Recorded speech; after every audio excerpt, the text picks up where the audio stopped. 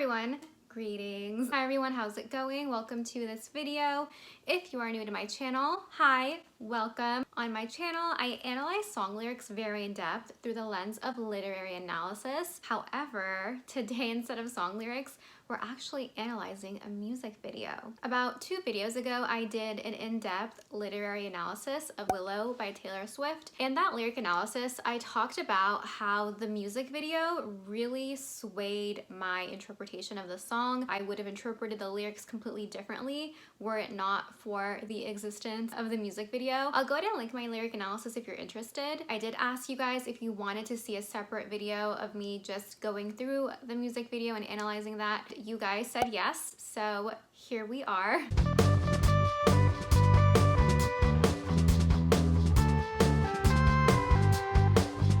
Before we get started, I just want to do a quick disclaimer. Music and any sort of art is very subjective. Everything presented in this video is my own personal opinion. I always encourage you all to comment down below what your thoughts are. It's always fun to have a discussion about this. With all of that being said, let's go and get started.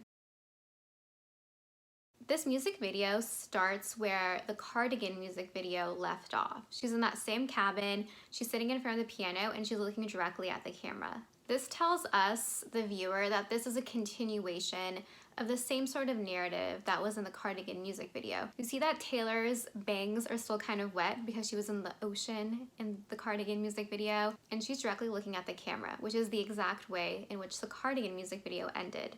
So we're gonna step into the similar mindset, the similar vibes, if you will. Her facial expression is also very neutral. She's not super happy, but she's not sad either. This gives me a feeling of contentness and also stability, I would say. She seems to be pretty chill, pretty grounded at the beginning. She does get a little shook when she realizes that she's literally holding a glowing string. That's very understandable. We can look at the lighting. It's pretty dimly lit, but there is candlelight present, so it gives the whole video a softer appearance. It's cozy, but I do feel like there's a little bit of just mystery as well due to the dimness of the light. I feel a little moody, a little bit of mild angst. As a viewer, I'm interested to see what type of vibe the rest of the music video is gonna take. Once Taylor breaks her gaze with the camera, she looks down and she is holding this super cute thread or string. It's gold, it's sparkling. I do believe this is the thread of fate. I'm going to link my lyric analysis of Taylor's song Invisible String down below. I believe this is a direct tie-in to that song. In that song, Taylor talks about a gold thread that connected her and her lover. The gold string of fate referred to in the song Invisible String is Taylor's version of the red thread of fate. Wikipedia describes the red thread of fate as an East Asian belief originating from Chinese mythology. It's commonly thought of as an invisible cord around the finger of those that are destined to meet one another in a certain situation, as they are, quote, their true love. So this is the idea that 2 people are soulmates and they're meant to meet.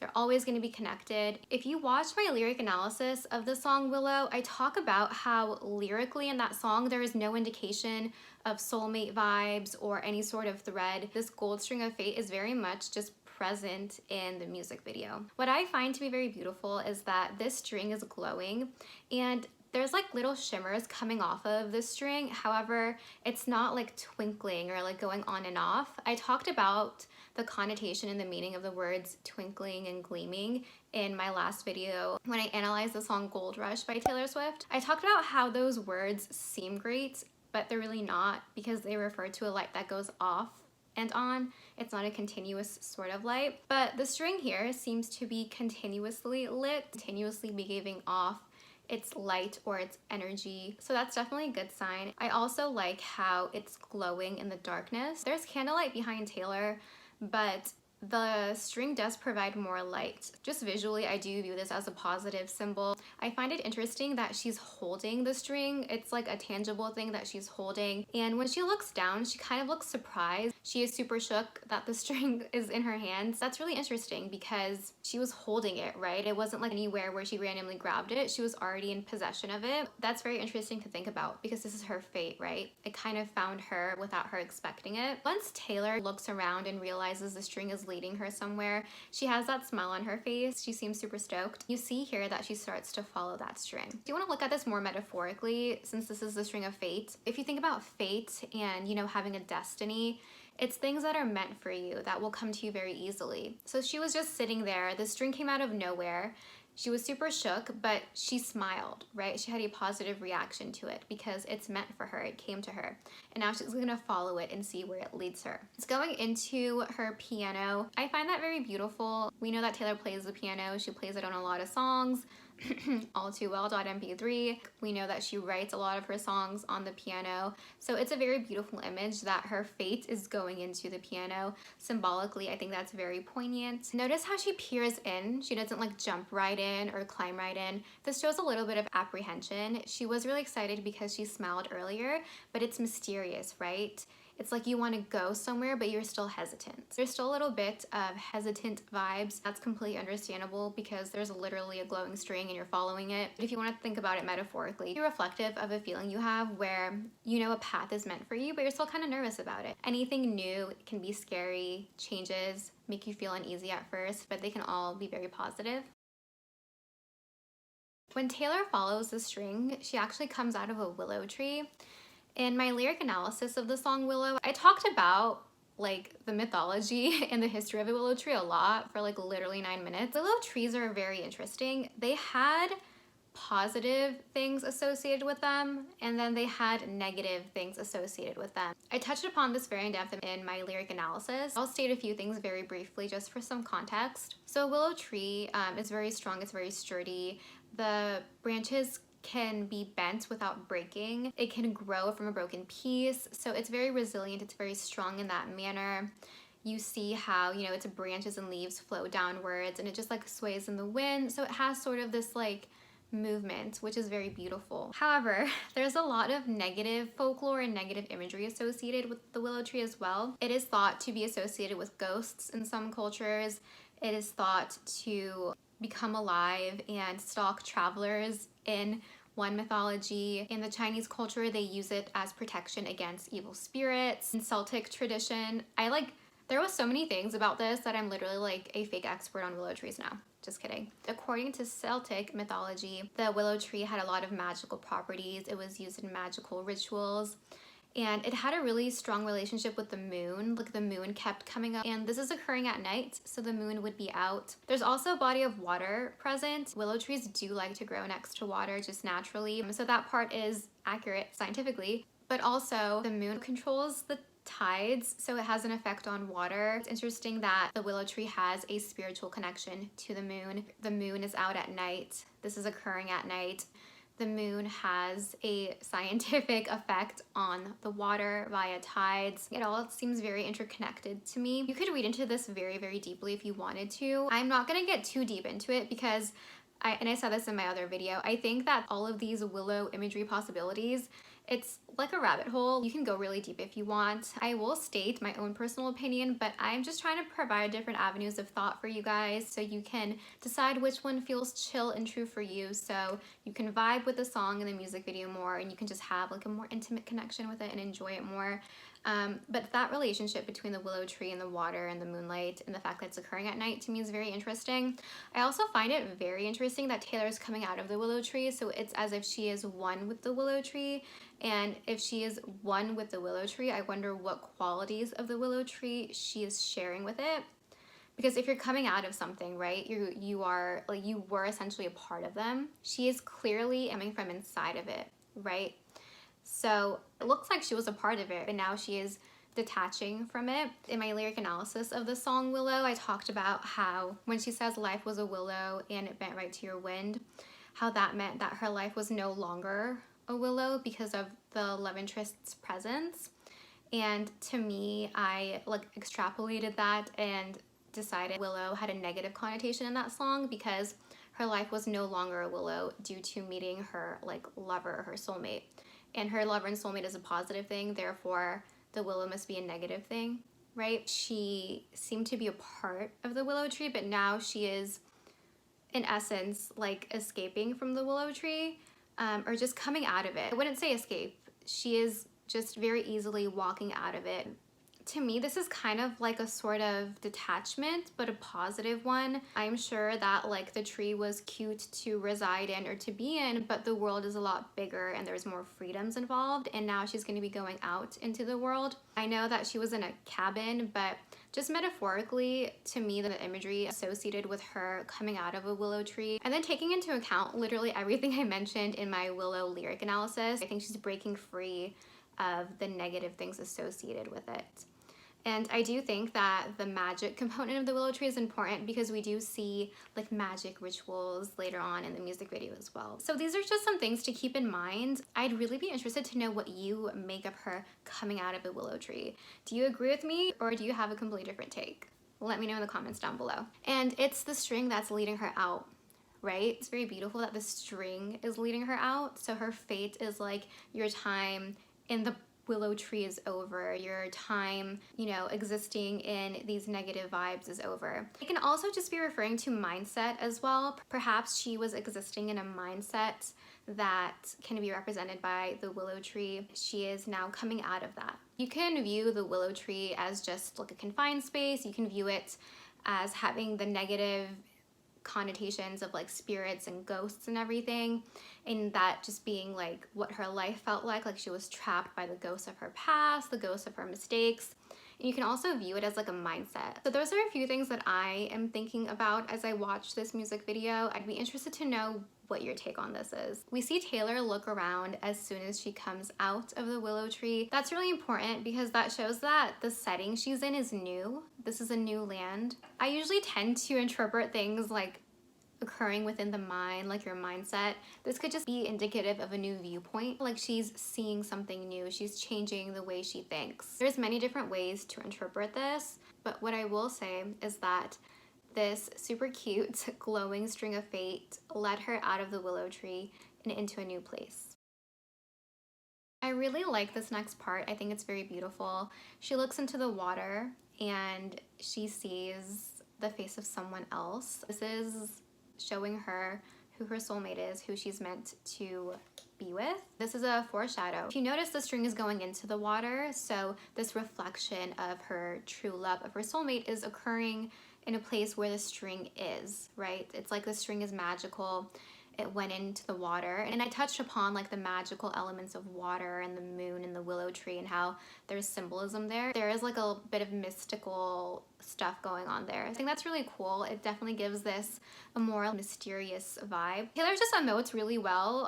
Like her face, you can tell what she's feeling, or what emotions she wants to exude. She's looking very longingly and just curiously at the reflection. When she puts her hand in the water to grab it, I don't know how she did this so well, but the movement of her arm connotes just a feeling of just like, not desperation, but it's just like, it was so quick. She wanted to just grab it. It was like a very beautiful thing, and she just wanted to grab it because it's just kind of like unbelievable, but there was nothing there.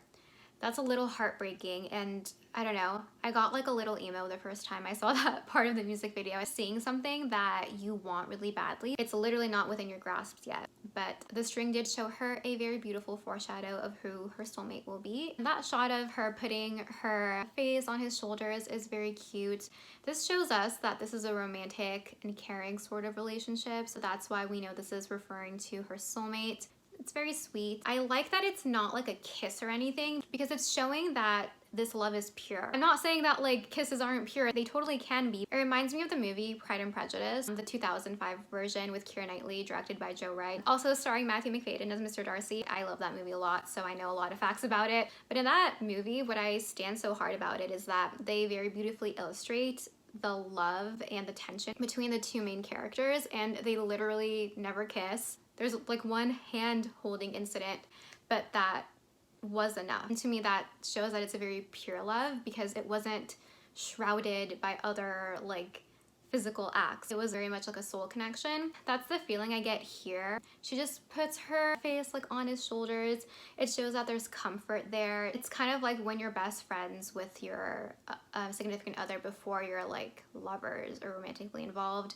So that to me shows that like this soulmate is legit, and the foundation of their soulmate-ness is pretty stable. But yeah, let me know if you agree or not in the comments below. When she looks to the side to see if he's really there, I felt the disappointment.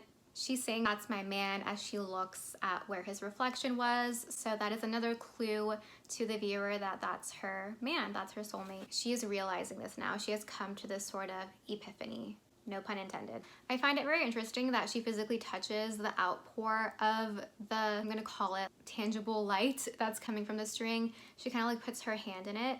This is showing me that she's becoming more comfortable with her fate or with her journey. When you just like touch something like this, you're comfortable with it, right? You're not scared of it.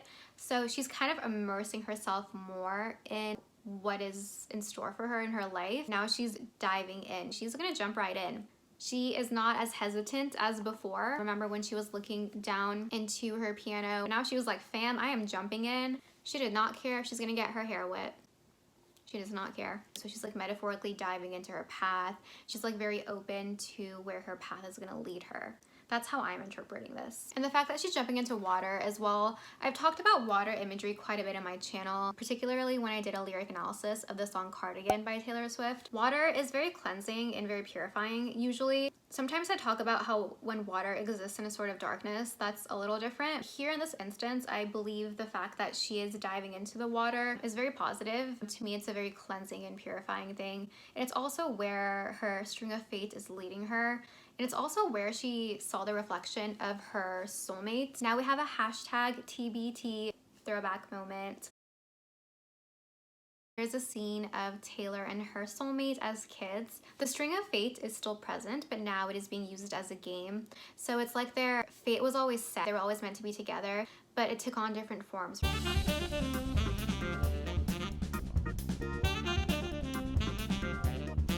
So the relationship here is playful. They're friends. They're using the string quite literally to play games. A little game where you did the things, I don't know, like the things, and then you did this, and then you like did that. I used to know how to do that a long time ago. It's very interesting to me that that string was still present. It's an ever-present thing because they were always meant to be together, but it was present in a different way. It's being used as a game. However, I think this is very, very cool. As soon as Taylor sings As If You Were a Mythical Thing, the soulmate disappears. And now young Taylor is holding the string. To me, how I am personally interpreting this, what feels chill and true for me, is that my feeling is that they like sensed each other's presence. Like I don't mean that literally, but it's just kind of like, it's showing them both in the same place, but they really weren't both there. She looks at him and he looks at her, but he's not really there. That shows that there was a bond present and that they were connected even though they didn't know each other. And they are quite literally connected by this metaphorical string of fates, but also, I don't know, I just think some people are connected, like soul level, and to me that's what that's indicating. So I do not think that they were like best friends growing up, although that would have made a very cute love story. I think that this is showing they were just always in the same frequency, on the same path to meet each other one day. You can view this as them literally knowing each other as children, and then maybe like one of them moved away and she like forgot about him, and then when she looks in the water she's like, oh my god, it's him, he's the one. Swoon. So you can't think of them as knowing one another from before, but I think that they didn't know one another. This scene is just meant to show that there was a connection with them. They were in the same tent, playing the same game with the same string of fate even before they met. But that's a really beautiful scene. It kind of reminds me like when in movies, there's people that are like meant to be together. I talk about Hilary Duff movies a lot, so I'm gonna talk about A Cinderella Story, which is a movie that I watched every single day after school for a very long time when I was younger. Anyways, I'm gonna put a timestamp if you guys don't want to listen to me talk about Hilary Duff. Like, I get it if you don't, but this is relevant, I promise. In that movie, Hilary Duff and Chad Michael Murray, they were like soulmates in that movie, right? And they went to the same school, but they didn't know each other's identity because they were like in love via instant messaging. So romantic. But pretty much there was a montage of them where they're like next to one another, and like she's in the computer lab on the computer and then he's on the other side on the computer, but they don't know, but they're there. And I'm sure if they had a representation of their string of fate, it would like be connecting across the room because they were in the same room at the same time, but they didn't know it yet. Like they didn't know it. So that's what I personally think of when I try to explain this. Just one of the classics, A Cinderella Story. It's like you pass someone by multiple times and you live in the same city, but you don't realize that they're like literally the love of your life yet. That's the vibe I get. And the fact that the girl looks disappointed too, it could mean that maybe they were close to meeting or close to finding one another. Maybe she had a feeling she was gonna meet like her best friend or something and it didn't happen. That's how I would interpret that. And now we have my favorite part of this music video, and it's my favorite part for many reasons. First of all, like, okay, we're concentrating on imagery and symbolism, but her dress is so beautiful. And I think it definitely does add something, like costume is very important. She looks stunning. Her eyeshadow is super cute. It's sparkly. I stand hard.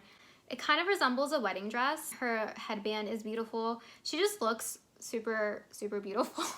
And I just love this dress. I'm that person in movies where I don't really pay attention to the plot sometimes. I just look at the outfits and the makeup and how it matches and what vibes it connotes. So, hi, that's me. But I think it's very, very beautiful. The lace detail is exquisite. And it does kind of resemble a wedding dress. However, she's performing in it. So, I don't know, is she married to her craft for now and not to a person? IDK, but that's definitely a possibility. When she comes out to perform, she looks a little hesitant, a little shy. She kind of looks like she doesn't know where she's at a little bit, which I find to be very interesting. If I want to take what I said earlier a little further, she may be married to her craft and to her music, but there is still a little bit of not sure vibes. It's still a little bit of confusion present. She's kind of looking around like she doesn't know where she is. And why I say that is because she's not like looking around like she's nervous. To me, she's like looking around like she's just like, she doesn't understand where she is or what she's doing. So to me, this connotes that she's feeling a little bit lost here. You can also interpret this as her not being married to her craft, but perhaps she is wearing, okay, actually I like this better.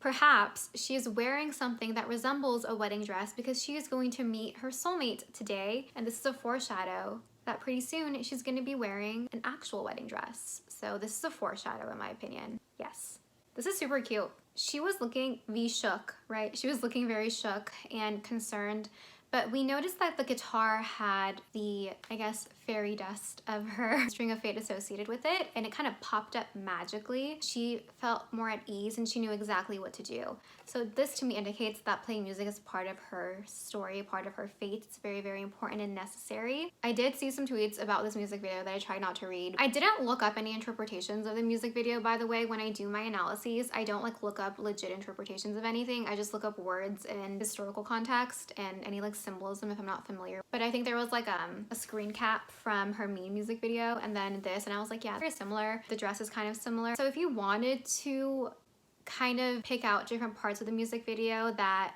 go with different eras of hers, I think you could do that. The part where they're doing magic could be like a Reputation era throwback. But I personally am interpreting this through more of a metaphorical fate, life path lens, but you could totally do that and that's totally valid. If you are one of those people that's interpreting it via different eras of Taylor's career, let me know down below what your take is on that. I find that to be a very interesting perspective. When she's singing too, she does seem very at ease and calm. She's just kind of swaying with the music and emoting as she does. So this feels very balanced to me. I am kind of concerned that she's literally in a box and trapped. That's not really pleasant imagery. Kind of like she's on show, she's a spectacle. This reminds me of the Lover music video when she's in a fishbowl and she's just existing in that fishbowl. This is kind of a similar thing. She was uneasy when she was in this box and she felt at ease only when she started playing her music. So that's the thing that's giving her comfort and it's like the saving grace. But you know, her existence is kind of magnified in a glass box where people are viewing her from every single angle and there is literally no escape. So I think that's also indicative of Taylor's life personally. You can view this story as being autobiographical. I do, just because the thread here is gold. I've touched upon this in a lot of my videos. Whenever the colors blue and gold are referred to by Taylor, it's always in relation to her relationship with her current boyfriend, Joe Alwyn. To me, I am kind of viewing this as a metaphorical, nuanced interpretation of her relationship trajectory with Joe Alwyn. So she felt like everyone was watching her, she was trapped. Her music is what gave her comfort. Let's see where this goes. Also, is that Mr. Fitz from Pretty Little Liars? Look at the guy right there. Is that Mr. Fitz?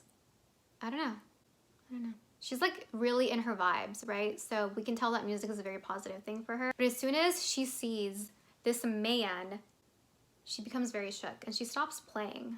You know, as a performer, as a professional performer, in this music video, she is like a semi-professional, right? She's in front of a crowd. You know how to not get distracted and keep playing. You know, the show must go on. However, the show stopped momentarily, right? When she saw this guy. He's a pretty big deal. He has a big effect on her. I love the very dramatic way that there's people just like walking away out of the frame while he's coming forward. It's V-dramatic, but I appreciate it very much. I also like his hat. I think it's super cute. So when he's walking towards her, he is looking intently at her. He is feeling something towards her. He's very interested. I get the feeling that he sees her and he just instinctively knows that he needs to go up to her. He really wants to get to know her. And Taylor as well, she's kind of looking at him like she's very intrigued. Maybe getting the sense that she needs to know him, or perhaps she already knows him in some way that she can't explain. Now here comes, in my opinion, the most heartbreaking part of the music video. I actually got like tears in my eyes the first time I watched this because I think Taylor plays the part so beautifully when she's like tapping on the glass. And if I'm in like an emo mood and I watch this, I still like kind of cry, but it's very beautiful. It's like this part is my favorite part of the music video. It's done so well. So here, we can see that the soulmate, the guy, is looking at her and he's kind of concerned. You can see that his eyebrows are kind of furrowed. So he sees her, but his hand is on the glass. So there's a distance between them. She is up on stage. The lights are on her. She's performing. He's down, right? So he's a spectator. So their lives are not super similar. She's the one in the metaphorical fishbowl, a la the music video of Lover. But he sees her and he notices this and he's trying to create intimacy or closeness, and so is she. There's a mutual thing going on here, but he looks concerned and like sad for her. They both are like understanding the situation, that she's in this box and it's a glass box too, so she can be viewed from every angle. She can't view every angle at the same time, but she herself can be viewed from every angle all at once. She looks at him in a kind of somber, understanding way, kind of like she's like, yes, this is, I know, like it's okay, like I know this is my reality. And then in the midst of this like somber, understanding vibe, she tries to go out to meet him. I think that little thing with them like touching hands was like a conversation or the process of understanding that occurred when Taylor and Joe Alwyn kind of met, and not met, but when they really discussed how different their lives were. And I think it's when Joe Alwyn, perhaps, I'm just guessing, you guys, I'm not saying this is like 100% real, but I think that this like part of the music video is the soulmate. I'm gonna say soulmate, I'm not gonna say it's autobiographical. The soulmate is kind of like accepting of Taylor's character's situation. It's just kind of like a conversation they had where they're like, yes, this is the reality, and she's gonna go out to meet him. So they got past this, right? He like didn't walk away from the glass. His hand stayed on the glass. So this to me indicates that he's accepting of her situation. Like he's chill with it. It's not a deal breaker for him. So she's gonna go out and meet him. But even though she came in through a door behind her, that door is now blocked off. It is not the time to meet him yet. She is aware that he exists. He is aware that she exists. They are aware of their attraction to one another. However, it is not the time yet. Timing is important in life and you don't have control over timing. She doesn't have control over the entrance randomly closing and trapping her in a literal glass box. She had no say in this. They're so close, but they can't be together. And then when Taylor realizes this breaks my heart because she was already kind of sad because she was in a literal glass box. And then when she realizes that she can't leave, the way she emoted so well during this part where she's like, she wasn't like clawing her way through. She very elegantly and gracefully, yet very somberly, was trying to escape the glass box. She wanted to leave that life, that feeling of entrapment, to go be with her soulmate. But she couldn't yet. The timing wasn't right yet. You can view this in a variety of different ways. For me, I'm interpreting this in terms of timing and how in life, a lot of things are out of your control. And even if you're very close to something, maybe it's just not meant for you yet. This was very heartbreaking because now she's seen him, right? It's worse when you see like what you want right there. It's like literally inches away from you, but there's a barrier. And that glass could be representative of so many things. If you want to view this more autobiographically, it could be representing, you know, like the fishbowl she lives in, the media, things of that nature. If you want to view this more as a general sort of metaphor, it could be like limiting beliefs you have, maybe internal things that you need to work out and heal before you're ready to be in a relationship with your soulmate. And if it's a fate sort of thing, if there's like a string connecting you, the string is gonna know, or the universe or God or whatever you believe in is gonna know it's not time yet, right? You have to heal things, or, you know, have to be in a different logistical setup before it's gonna work with your soulmate. So that glass could be representative of many types of hindrances. You know, it is a very heartbreaking thing symbolically, but also if it's meant to be, and we know it is because of the string, it's gonna be, right? And I think that if someone's your soulmate and if you believe in fate, you can't be stressed about the timing because it'll happen when it's right. In the right context, your schedules will match up well enough, you're gonna be healed and like ready and emotionally available, etc. But to me, that's just showing, even though there were hindrances, aka the glass, he was able to see her through those hindrances and accept her, but the timing was just not right.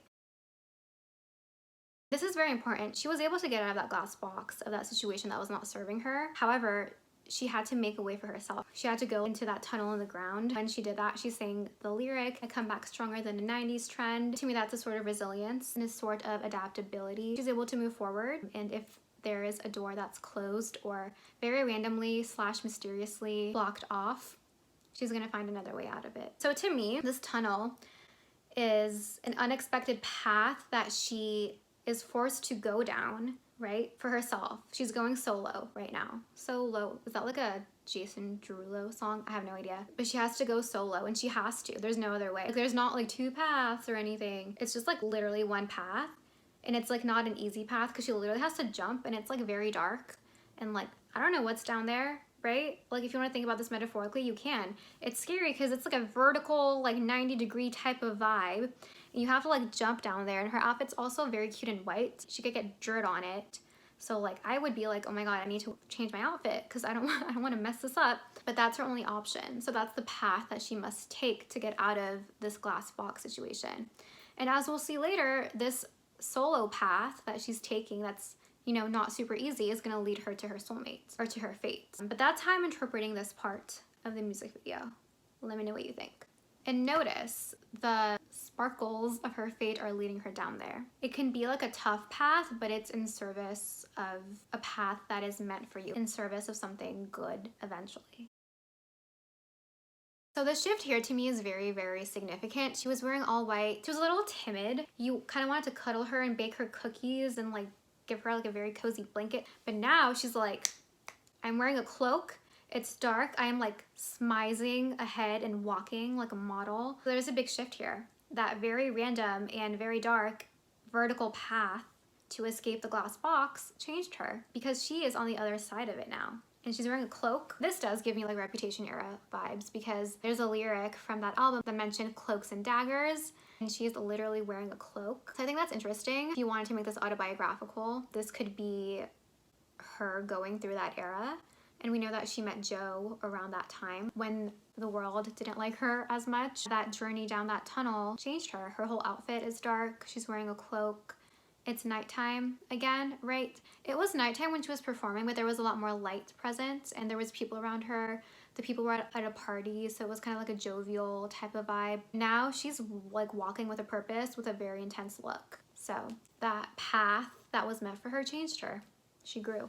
When she's walking, she's looking very intently at a specific point. So she's walking with a purpose, quite literally. She's looking ahead. She knows where she wants to go.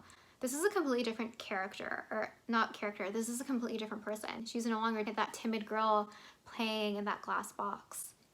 She knows where she's going. She's looking straight ahead, tunnel vision, no diversions. This to me is someone who has learned things, stuff. She's also kind of like walking like this. I feel like she's carrying herself with a different air. She's more confident. Now Taylor is stumbling upon this like ritual magic sort of vibe. At the center of this are like balls of light. It seems to me to be made of similar or the same material, or I don't know, substance that the string of fate is made up of. So I'm not really sure how to read that, because if it is in fact the same like entity, like does it mean they're creating their own fate? This part kind of puzzled me a little bit because I know there are things connected. Okay, I tried to figure this out before I filmed, but I like couldn't figure it out. So let's just talk it out here. And let me know what your take is on this below. We know that there is like magical mythology associated with the willow tree, and now like magic is being performed. It's kind of like a ritual. At first Taylor is observing, but then she becomes more confident and she partakes in this as well. She partakes in this ritual, and to me, what they are kind of like creating is the same material that makes the string of fate. And after she does this ritual, she sees her string again. She finds it again and she follows it. So this was positive for her. It like led her to an understanding. It gave her the ability to know what path to go down. But what I'm still thinking about is, are they creating their fate here? Do you know what I mean? Because it showed up after she did this like ritual dance thing. But if it's truly fate, it would have already been set. If we want to get like super philosophical, you can like introduce the debate of free will versus like determinism, which is always a very fun topic. Goes over very well at parties. I personally think that free will exists, obviously, but I do think that there are some things in your life that you are meant for. I think that you dictate the way in which you get to those things. So like you are gonna get from here to here. I think that that's like some things are meant for you, but like I don't think that it's determined that you're gonna get from here to here like this. Like I don't think that like you have to go like this. I think it's up to you, and I think that you decide based on your free will whether to get here like this, or to come like this, or to come here like this, or like this. So perhaps that is what this is alluding to. But to me personally, again, open to interpretation, right? But for me personally, I think that that's what's happening. I think she went through that tunnel. She became like stronger. She's wearing her cloak. That made her like hard, right? She's not like soft, she's harder. But I think she might have lost herself through that process, because when you go through something difficult and you become more like a more guarded person, you lose a little bit of that shy nature, or that, I don't know, innocent vibe that you had before. It's still in you, right? But it's just kind of, you're guarded now. I think her partaking in, you know, what is represented here as a ritual, that is representative of her coming to terms with her life and like what she went through. She is able to find a more balanced state to exist in. To me, I think that ritual was part of her fate because it was the same color. So I think she toughened up after the fall down the tunnel. I'm sure it was painful. I feel really bad for her dress because I'm sure that she got dirt on it. But when she came out, she was very like stern, right? She was very guarded. But if you want to allow love in your life, you need to be able to let your guard down when it's appropriate. That ritual, for me, I'm interpreting it as her doing the work to know when it's okay to be open. I know that there were a lot of other people there. Perhaps she found this healing being within a particular group of people she trusted, or it's like a community that knows each other well. So maybe she found her own version of a community and was able to heal in that. Practicing her own version of self-care, of coming to know herself, she was able to find her string again. She was able to reorient and ground herself and know where to go. So to me, it's kind of like working self-care magic. Like you are working to know yourself and to be okay with yourself. Because at first she was too timid, then she was too tough. And I think this ritual is representative of her finding her balance. That's what I personally think. That's what feels like chill and true for me. Let me know what you think down below. The way that people are here, it's a very synchronized and very graceful sort of movement. Taylor is looking at them and learning, so she didn't know how to do it before. So perhaps others helped her come to terms with being like intimate and open at the appropriate time. And as we see here, her soulmate was there too. So he was working on his own stuff at the same time that she was, which goes back to the claim I made earlier that timing is very important. If you really are meant for something, you'll get it, but you have to be in the right headspace. You have to be like emotionally available, like logistically, your schedules have to fit. So he was working on his stuff too. He was undergoing the rituals too, his self-care rituals. That's how I'm interpreting that. And after performing those rituals of understanding and healing, that's when she found her path, and that's when he saw her. When you're ready, it'll appear. Her path appeared, her string, she found it again, and he saw her. Very interesting. I also enjoy how there's snow everywhere and it's cold, but the color of little balls of light, they're very warm. And to me, it's very positive that Taylor is nursing or nurturing this sort of energy. See, she looks super shook that her string is there. She lost her way for a sec, but she found it again. Oh, look, she's walking directly towards the moon. Okay, so I've talked about moon imagery a lot on my channel. I talked about it a lot in my lyric analysis of the song Summertime Sadness by Lana Del Rey. I will link it down below if you're interested. I touched upon this a little bit earlier, that the moon is associated with like the magical mythology of the willow tree. So I found that to be very interesting, especially because Taylor came out of the willow tree and now she's going towards the moon. You can think to yourself, okay, does she still have elements associated with the willow tree? Is that why she's walking towards the moon? That's like a natural thing for her. Or you can think about this in a few other different ways as well. The moon is very romantic in my opinion. It gives off a very soft light. So she's moving towards a romantic sort of vibe. The moon is also seen as more feminine. Usually, like symbolically, the sun is associated with like a more masculine energy and the moon is more nurturing and romantic. Usually that's like the symbolism. Perhaps through this healing that I mentioned, she now feels softer like the moon, and she's going towards the moon now. And if you wanted to, you could say that there was a juxtaposition between the brightness of their ritual or whatever, and that could have been like the sun, and this is the moon.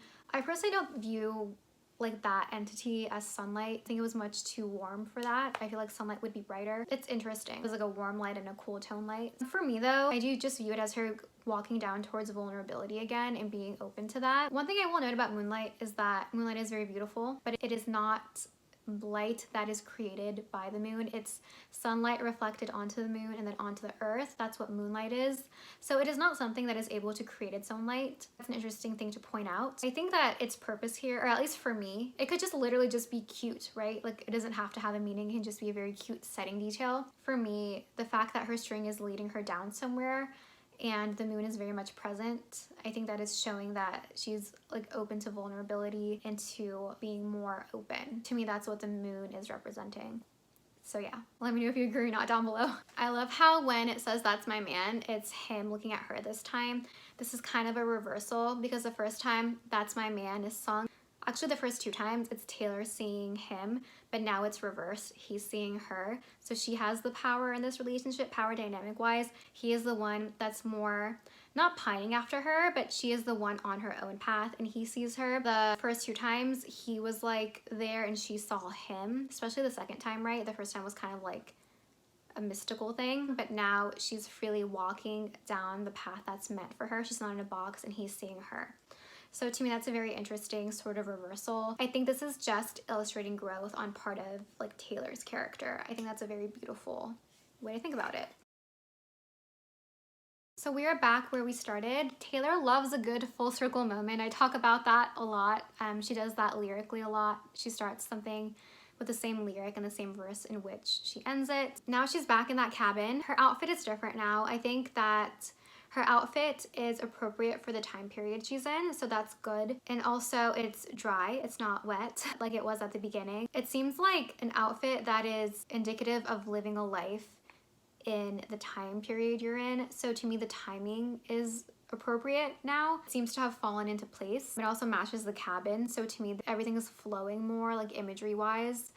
It's not like out of place or anything. That's how I'm interpreting that. I think if you wanted to take like a historical context, look at it, you can. It's interesting here, the string is actually ending and it's like, it's ending where she's supposed to end up. I would assume the strings would have just been connected, but I guess that her version of the string is just it showing you where you're supposed to end up, which is still very beautiful. It looks like the guy is living in the cabin because he seems comfortable. He's not wearing a jacket. He's just like chilling there. So that's super cool. If you want to interpret this metaphorically, it means that she found him when she was ready, when he was ready. Her life path led to him and it was very easy, right? The fact that they're meeting inside a cabin is a place of residence, it's like a home, so they're meeting in a very intimate and sacred space. Like your home should be your sacred space, like your getaway. So they're meeting in a place, in a home, and to me that is again indicative of the strong, stable foundation of their love. They're already inside of a house, so to me that's a very positive thing, a very good place to meet metaphorically and symbolically. He was just chilling there. Like, it was a very easy second meet cute.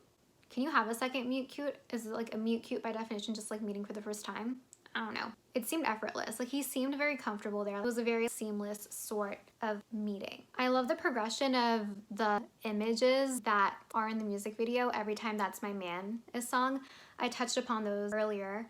Now, when That's My Man is repeated, it's when they're both together. So I find that to be a very beautiful thing, and I'm sure it was intentional. If it's Taylor, of course it was. It's like a full circle type of thing. It's a very beautiful touch. I appreciate that very much. When she sees him, she seems super relieved, and it's just very beautiful. They hold hands, again, very pure, very beautiful. They found each other, and now she feels at home. I love, love, love that they are walking into sunlight. I realized that I just said love, love, love. If anyone is a very like old school Swiftie, I literally remember finding Taylor Swift on MySpace. Do you remember when she had those bracelets that said love, love, love? They were like leather, like fake leather bracelets, and you would wrap it around, and that was her thing. Like, where she would write her MySpace vlogs and say love, love, love. I always wanted one of those bracelets. Anyways, I digress. I love that they're walking out into the sunlight together, and they're also walking out of the front door. Prior to this, every time Taylor left this cabin, like in the Cardigan music video, in this music video, she left through a mystical exit, but now they are both leaving through a literal door. They're going into the real world together. To me, they've done their internal work, or like their mystical, internal, necessary work, and now they're able to stand alongside one another and face the reality of the world. They're ready to be with one another. To me, this shows that they're at a place of understanding with one another. Remember when they were both by the glass, their hands were like this through the glass? To me, that was them coming to terms and understanding with her being in like a fishbowl or a glass box. I think this is showing that they've had those conversations, they've come to an understanding, and they're ready to hold hands and walk out. Their foundation is firm enough for them to go out into the real world. And that's the music video. In conclusion, I am interpreting this music video as reflective of an internal sort of journey, getting yourself ready to meet your soulmate. You're not yourself getting yourself ready, but it's like life is getting you ready. I think this deals with timing. I think this deals with healing emotionally on your own, being in tune and grounded with yourself so you have the clarity to view your path. After she did like the ritual, the self-care ritual, she found her path again. That's what I think this is describing. There's a lot of different ways to view this music video, but that's personally what felt true for me, chill and true for me. That's how it resonated with me personally. Please let me know what you think of down below. I would love to hear your thoughts. Like this video if you enjoyed it, and subscribe if you haven't already, if you want. Thank you so much for watching. If you have any other music videos you want me to analyze of any other artists, leave them down below. I would be happy to do that. Thank you so much for watching, you guys. I really appreciate it. I hope you have a great rest of your day. Bye.